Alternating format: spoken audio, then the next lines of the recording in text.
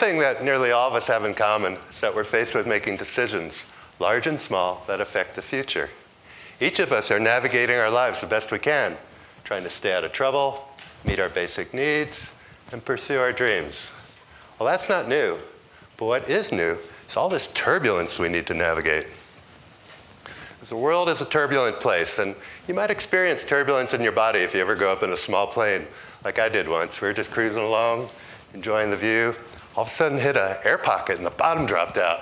I was lucky to hold on to my lunch. And that's a little bit what life today is like. Author Tom Atlee summed it up well, and he said that things are getting better and better, and worse and worse, faster and faster. Times like these, all we can expect is the unexpected. And that means we need to be ready for anything. Ready for anything. Well, that sounds like a tall order, and it is, but it can be done if you know the secrets of resilient investing. See, I believe it's possible to thrive in these turbulent times, to make good decisions that position us well for any possible future. I've been privileged to work as an investment advisor for 25 years, and that's what we do. My clients and I have navigated quite a bit of turbulence already. And out of that experience, I'd like to share 4 key points. The first is that it's possible to relax into these uncertain times that we face. Next, we'd be well advised to adopt the skills and the attitude of resilience. Third thing is that we need to invest in our future. And as we'll see, investing is for everyone, whether or not we have money. And it's really imperative that we do all of these things in a way that helps to create a better world for all of us. So let's look at these. How are we supposed to relax when every time we turn on the news, we're confronted with political insanity, economic turmoil, and global catastrophes? And yet, how are we to make sense of the breakthroughs in our world? Artificial intelligence, self-driving cars, and an emerging global consensus around climate change. Well, for clues, we can actually look to the US military, who came up with a catchy acronym for these times. It's called VUCA. It stands for volatile, uncertain, complex, and ambiguous. Now, volatility is the turbulence that we've already talked about, but the root of it all is complexity, because we've created a world that's far more complex and more connected than ever before. But what our mind has difficulty with is the ambiguity and the uncertainty, because we desperately want to know what's going to happen next. Well, you know what? Give it up. So, in a funny way, we can relax into this uncertainty by stopping trying to figure out what one next thing is going to happen next. In fact, we can safely ignore the talking head pundits who tout their prophecies, but whose track record is actually worse than the monkeys throwing darts. Instead, we'd be well advised to consider that there's an infinite range of possible futures, ranging all the way from a dystopia of Hunger Games to a Star Trek universe and everything in between. By taking some time to consider the full range of possibilities, we're actually taking the first step to preparing ourselves to be ready for anything. And it's especially important to pay attention to those that we think are least likely, because those are the ones that are most likely to bite us in the butt and surprise us. Our brain isn't so good at this. The next thing is to become more resilient. And here in Western Colorado, my favorite icon for resilience is the familiar juniper tree. Now look at this one. It's cut off the life flow to 2 of its major branches in an effort to stay alive. And yet when times are good, when the drought's over, it spreads its berries far and wide with the help of some critters. I learned some powerful lessons about resilience back in 1984. I joined a group called Walk for the Earth. We were going to meet in California and walk across the country to show our support for peace and the environment. Along the way, we had many encounters with the beauty of this nature, of the nation, the encounters with ourselves and all the people we met, all the dialogues that we had along the way were very powerful. And most of all, we got to Washington, D.C. on schedule. And yes, that is me. Back in the day, I'm holding a staff that was given us by Native Americans to carry with us, to carry their prayers across the country. Now looking back, I realized that our chances of success were small. We were actually a group of strangers. We had all sorts of interpersonal challenges to work out. We didn't have much money. Sometimes it was grueling. We had blisters and bad weather. And there were no cell phones to connect us. How did we do it? But we were resilient. We were flexible. I remember sleeping next to a machine in a wrench factory on a rainy night in West Virginia. I remember taking turns to dive into dumpsters when our funds ran dry, and we discovered that grocery stores throw out tons of perfectly good food every day.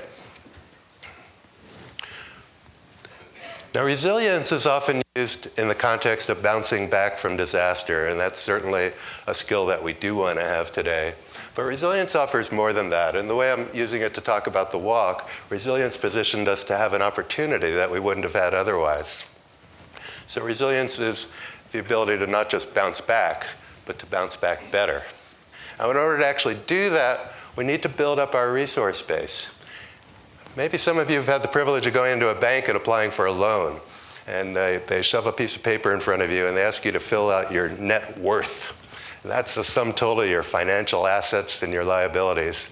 Well, it always rankled me that they use that term worth, because I knew we were worth a lot more than what that number would be. So my co-authors and I came up with this term called your real net worth. It includes your financial assets, but importantly, it includes your personal and your social assets, the things that are inside us, our knowledge, our health, as well as our web of relationships, and our tangible assets, all the real things in our life that give us our home and our shelter, where our food comes, where our energy comes from, and a healthy ecosystem and community facilities. All of these make a much bigger picture of really our full net worth. So the next thing is we need to invest if we're going to create that for ourselves.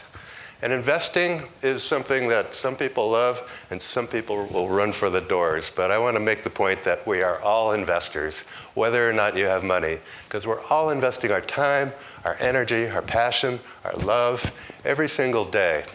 And all we need to do is be aware that those investments are at least as important and probably more so than the financial investments.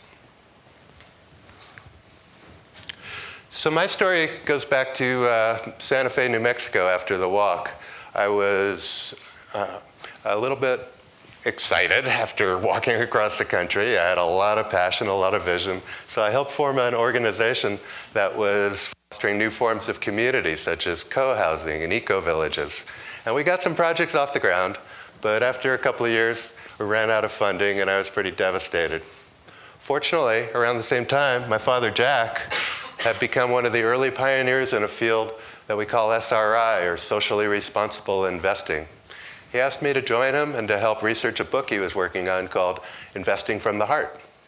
Well, how could I refuse my dad on a request like that? So I got to work. I didn't have much money, but I had some time. I was living in a funky trailer, and I added on a little sun space there to serve as an office, and got to work with a primitive laptop and a 500-foot extension cord. I was thrilled. Yeah, it was not the information highway with the cow path. But I was thrilled because when one of my first clients came to me, it was right after the Exxon Valdez oil spill polluted the Gulf of Alaska. And she could no longer live with herself owning Exxon stock. So we sold that, and we used the proceeds to buy some green mutual funds. And yay, I was hooked. Things grew kind of slowly, but in 1993, we caught a break because the New York Times called my father and asked if he'd be willing to compete in a study against some of the nation's leading advisors. And that's him down at the bottom, and in small print it says, using only socially responsible investments. All these guys had armies of analysts and thousands to choose from. It's like being thrown into a boxing arena against some heavyweights with two arms tied behind your back there. We weren't given much chance, but at the end of 7 years when the study ended, it's us in the middle. We were within a whisker of the top performance-wise. So since then, there's been dozens of studies that have come out that have confirmed that you can invest using your social, your environmental, your ethical values and do just as well as an investor who's not doing those things. As a result, SRI has been kind of a disruptor in the financial industry. First, we were ignored. Then we were ridiculed, and now we're being copied.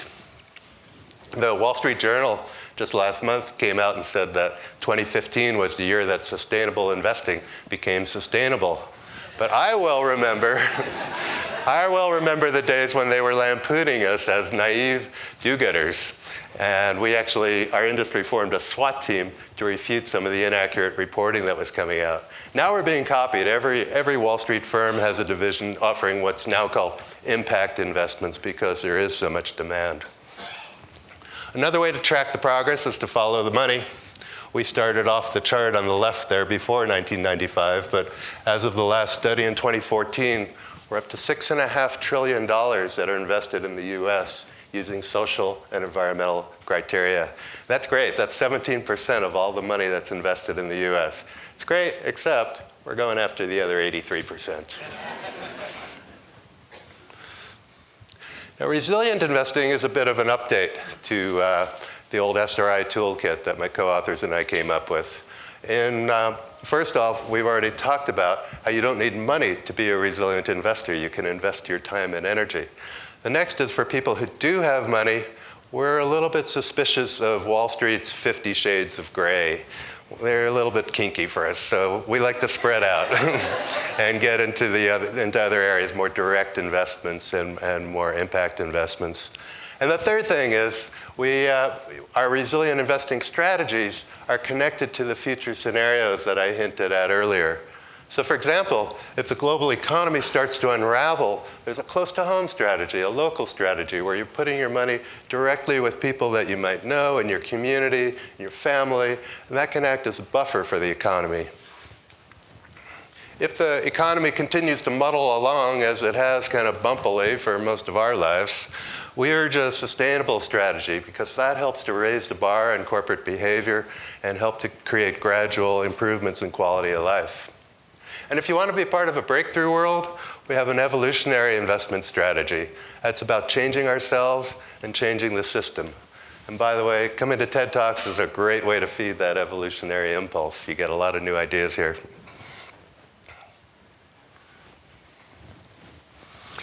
So I want to talk about the next step, which is creating a world that works for all. Now, I've yet to sit down with a client who has a typical investment goal, such as retiring, sending their kid to college.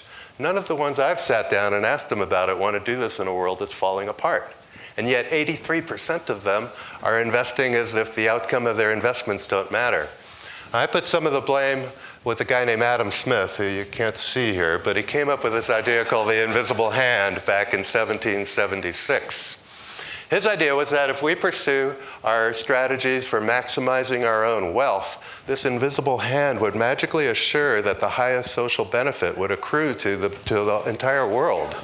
It's a great theory. It might have held true in the agrarian times that he lived in, but in our time, it's being used to justify some of the worst examples of corporate malfeasance and investor greed imaginable.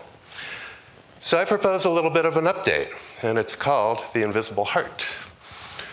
The invisible heart works like this. We each pursue our own strategies of enhancing our personal resilience, being close to home, sustainable, evolutionary, and that creates more resilient economies, communities, and a more resilient future. And that's the vision that motivated me to bring my activism into the investment arena, a sense that what truly works for people and what truly works for the planet, they must be the same thing.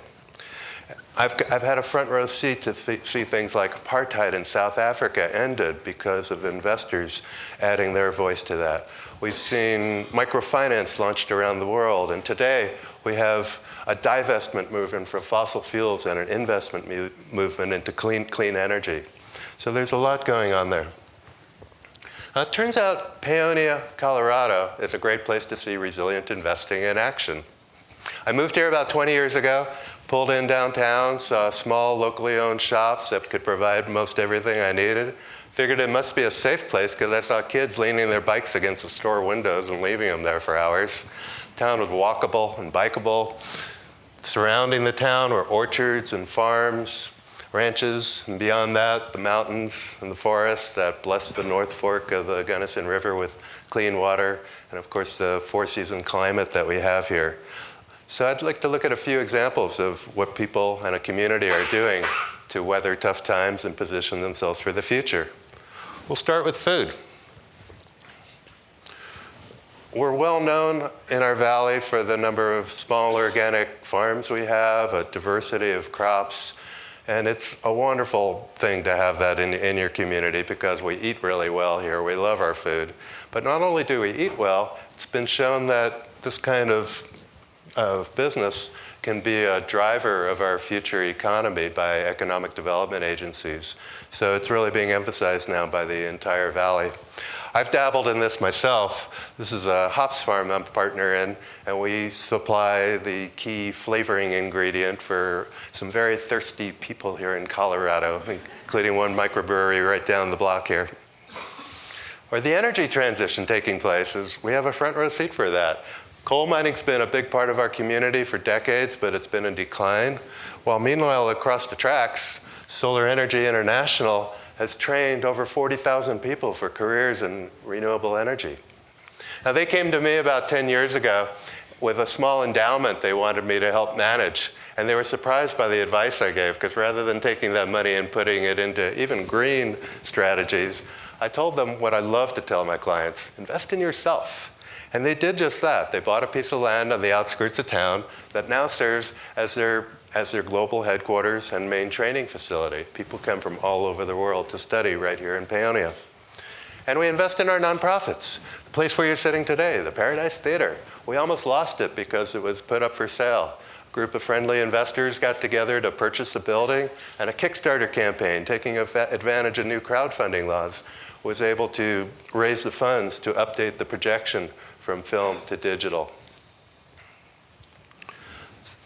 So I'd like to close with this beautiful portrait of a juniper tree by local artist Eric Ingram. A juniper is twisted and gnarled, surely not a classic beauty that you would see at a manicured city park. But I believe it's a more realistic image of what we can strive for in these turbulent times as we weather the different changes and navigate through an ever-changing future. So the next time you're confused about your own next steps or bummed out about the world, remember that you have the power to invest your time and your energy, and if you have money, to invest it wisely in ways that enhance your resilience and that of the world. Thanks.